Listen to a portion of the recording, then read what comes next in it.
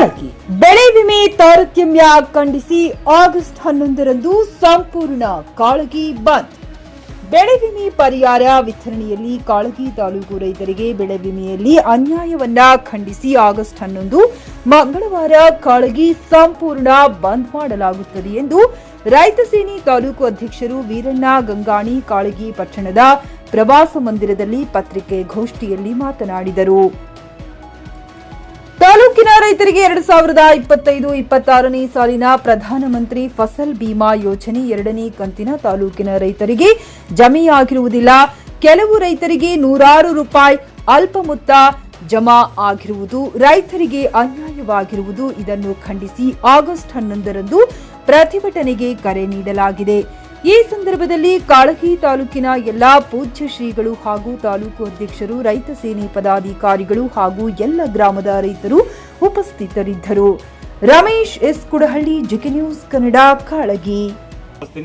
ಈಗಾಗಲೇ ತಾವು ಬಜಾರ್ ಸರ್ಕಲ್ ಇಂದ ಬಂದು ಬಾಬಾ ಸಾಹೇಬ್ ಅಂಬೇಡ್ಕರ್ ವೃತ್ತದಲ್ಲಿ ಎಲ್ಲರೂ ಅಲ್ಲಿ ನಿಂತು ರೈತ ಮುಖಂಡರು ಪರಮ ಪೂಜ್ಯರಿಂದ ಬಾಬಾ ಸಾಹೇಬ್ ಅಂಬೇಡ್ಕರ್ಗೆ ಮಾಲಾರ್ಪಣೆ ಆಗ್ತದ. ಅದ ನಂತರ ಜಗದ್ಗುರು ಬಸವೇಶ್ವರಿಗೆ ಮಾಲಾರ್ಪಣೆ ಆಗ್ತದ. ಅದಾದ ನಂತರ ಎಲ್ಲ ರೈತ ಮುಖಂಡರು ಏನು ತಾಲೂಕಿನಿಂದ ಬಂದಿರ್ತಾರ, ತಮ್ಮವರು ಅಲ್ಲಿ ವೇದಿಕೆ ಹಂಚಿಕೊಂಡಿರ್ತಾರ. ಸುಮಾರು ಒಂದು 4-5 ತಾಸು ನಿರಂತರವಾಗಿ ಎಲ್ಲರೂ ರೈತರು ಮಾತಾಡ್ತಿರ್ತಾರೆ. ಅದಾದ್ಮೇಲೆ ಪರಮ ಪೂಜ್ಯರು ಮಾತಾಡ್ತಾರ. ಇಷ್ಟೆಲ್ಲ ಆದ್ಮೇಲೆ ನಾವು ಏನು ಬೇಡಿಕೆ ಇಟ್ಟಿರ್ತೀವೋ ಅಧಿಕಾರಿಗಳು ಬರ್ಬೇಕಲ್ಲಿ. ಅಧಿಕಾರಿಗಳು ಬಂದಾಗ ಮಾತ್ರ ನಾವು ಅಲ್ಲಿಂದ ಎದ್ದು ಹೋಗಕ್ಕೆ ಸಾಧ್ಯ ಅದ. ಮತ್ತು ಬಂದು ಹೋಗಿ ಬರೀ ಮನಿ ಪತ್ರ ತೋತೀನಂದ್ರೂ ನಾವು ಕೇಳಂಗಿಲ್ಲ. ಅಧಿಕೃತವಾಗಿ ಬರೆದು ಕೊಡ್ಬೇಕಂತಕ್ಕಂಥ ಮಾತನ್ನು ಸಹ ನಾವು ವ್ಯಕ್ತಪಡಿಸ್ತಾ ಇದ್ದೇವೆ ಅಲ್ಲಿ. ಅದಕ್ಕೆ ಈಗಾಗಲೇ ತಹಸೀಲ್ ಕಚೇರಿಗೂ ನಾವು ಮನವಿ ಪತ್ರ ಕೊಟ್ಟಿವಿ. PSI ರಟ್ಕಲ್ ಅಧಿಕಾರಿಗಳು ಯಾರ್ಯಾರು ಬರ್ಬೇಕ್ರಿ?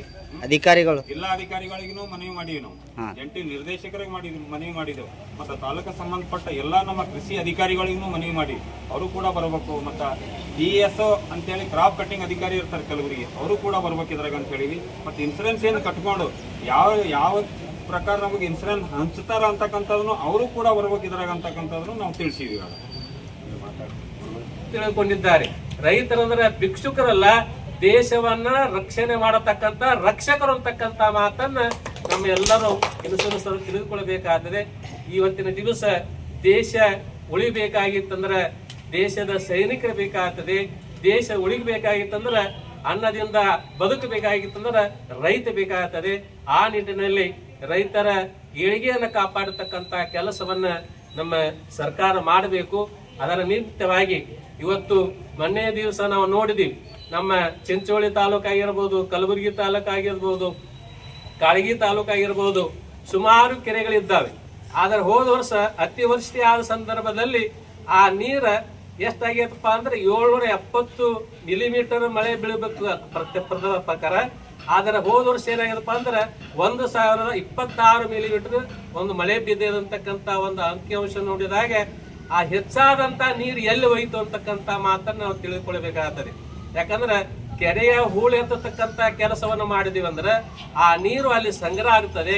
ಇಂಥ ಆಪತ್ ಕಾಲದಲ್ಲಿ ಆ ನೀರು ರೈತನನ್ನ ಬದುಕಿಸ್ತಕ್ಕಂತ ಕೆಲಸ ಮಾಡ್ತದೆ, ಜಾನುವಾರವನ್ನ ಬದುಕಿಸ್ತಕ್ಕಂತ ಕೆಲಸ ಮಾಡ್ತಾ ಇದೆ.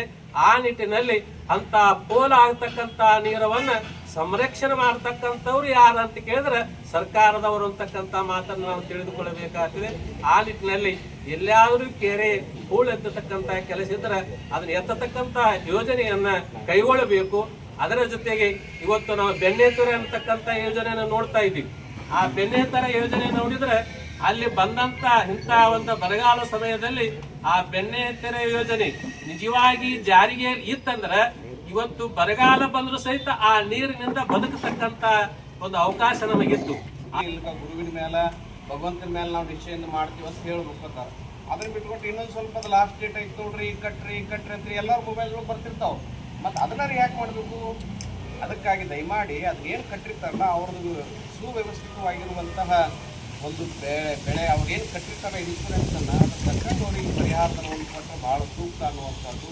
ಆ ರೀತಿಯೊಳಗೆ ನಾಳೆ 11ನೇ ತಾರೀಕು ನಡೆಯುವಂತಹ ಇದೇನು ಪ್ರತಿಭಟನೆ ಐತಲ್ಲ, ಒಟ್ಟಾರೆ ಇದು ಭಾಳ ವ್ಯವಸ್ಥಿತವಾಗಿ ನಡೀಬೇಕು. ಬಹುಶಃ ಹಿಂದಿನ ಸಾರಿ ಒಂದು ಮೊನ್ನೆ ಎತ್ತಿನ ಬಂಡಿಗಳ ಮೂಲಕ ಇಲ್ಲೊಂದು ಪ್ರತಿಭಟನೆ ಮಾಡಿದ್ರೆ ಭಾಳ ಖುಷಿ ಅನ್ನಿಸ್ತೀವಿ. ಅದಕ್ಕಾಗಿ ಅದಕ್ಕಿಂತ ಖರೀದಿಸುವ ಪ್ಲಾನ್ ಇರುತ್ತೀರಾ?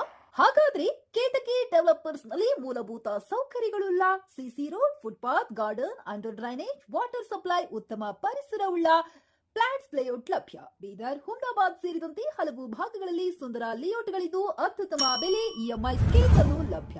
ಹಾಗಿದ್ರೆ ತಡೆಯಾಕೆ? ಹಿಂದೆ ಸಂಪರ್ಕಿಸಿ 7676474747 MD ಸಂಗಮೇಶ್ ಚಿದ್ರಿ, ಹುಮ್ನಾಬಾದ್. ಗ್ರಾಹಕರ ಸ್ಯಾಟಿಸ್ಫ್ಯಾಕ್ಷನ್ ನಲ್ಲಿ ನಂಬರ್ 1 ತೃಪ್ತಿಕರ ದಾಯಕವಾದ ಹುಮ್ನಾಬಾದ್ನ ಎಸ್ವಿ ಟಿವಿಎಸ್ ಶೋರೂಮ್ ನಿಮಗಾಗಿ ತರುತ್ತಿದೆ ಹೊಸ ಮಾಡೆಲ್ಗಳ. ಗ್ರಾಹಕರ ಸ್ಯಾಟಿಸ್ಫ್ಯಾಕ್ಷನ್ ನಲ್ಲಿ ನಂಬರ್ 1 ತೃಪ್ತಿಕರ ದಾಯಕವಾದ ಹುಮ್ನಾಬಾದ್ನ ಎಸ್ವಿ ಟಿವಿಎಸ್ ಶೋರೂಮ್ ನಿಮಗಾಗಿ ತರುತ್ತಿದೆ ಹೊಸ ಮಾಡೆಲ್ಗಳ ಹೊಸ ಬೈಕ್ಗಳು. ಇಲ್ಲಿ ಟಿವಿಎಸ್ ನ ಸ್ಪೇರ್ ಪಾರ್ಟ್ಸ್ ಹಾಗೂ ಸರ್ವಿಸ್ ಕೂಡ ಲಭ್ಯ. ಹಾಗಿದ್ರೆ ತಡೆಯಾಕೆ? ಹಿಂದೆ ಭೇಟಿ ನೀಡಿ. ನಾಗಲಕ್ಷ್ಮಿ ಧಾಬಾ ಹತ್ತಿರ, ಗುಲ್ಬರ್ಗಾ ರೋಡ್, ಹುಮ್ನಾಬಾದ್. ಹೆಚ್ಚಿನ ಮಾಹಿತಿಗಾಗಿ ಸಂಪರ್ಕಿಸಿ 8494951009.